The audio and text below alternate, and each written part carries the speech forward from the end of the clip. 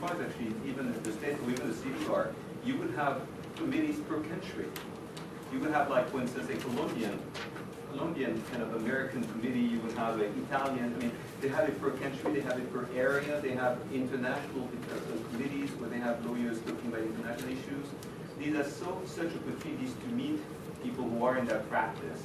They also organize events, they organize networking events and free events of training. I mean, I went recently to one that was on technology law, which was about telling mostly students, but it doesn't have to be just students, about careers in technology law.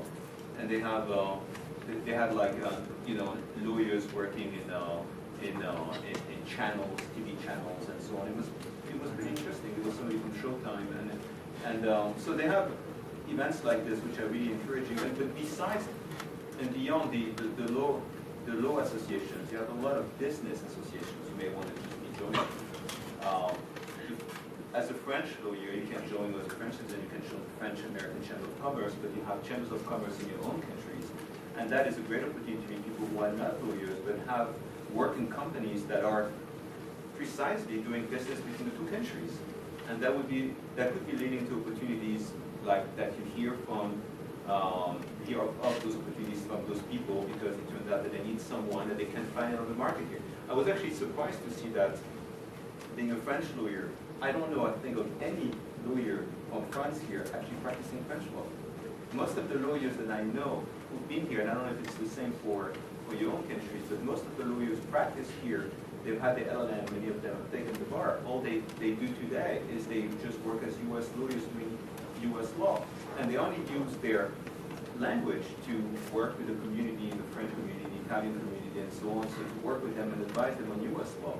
You'd be surprised to see that there's actually a lot of people who just don't do the things that you can bring. And once you are too much into, say, doing one thing like U.S. law, it's very difficult to go back to this. So we really encourage you to keep that cultural connection with your country in any way you can. I'm going to add something to that. I guess you're mostly right. But you may be an incredible asset to your law firm. I have to speak about my experience, apologize. That you know, for example, French law, because you may be dealing with international litigations where you have to strategize globally in international litigation, and you're going to have local counsel in France, you're going to have local counsel in many countries, and you're going to have to coordinate a litigation. In order to coordinate a litigation, you need to understand a little bit how litigation works in each country.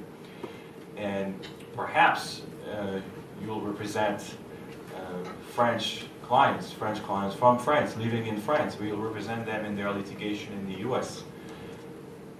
In my practice, I speak on a regular basis to legal counsel in France, who represents my clients, obviously, in France. They understand French law very well. They understand French legal terminology very well.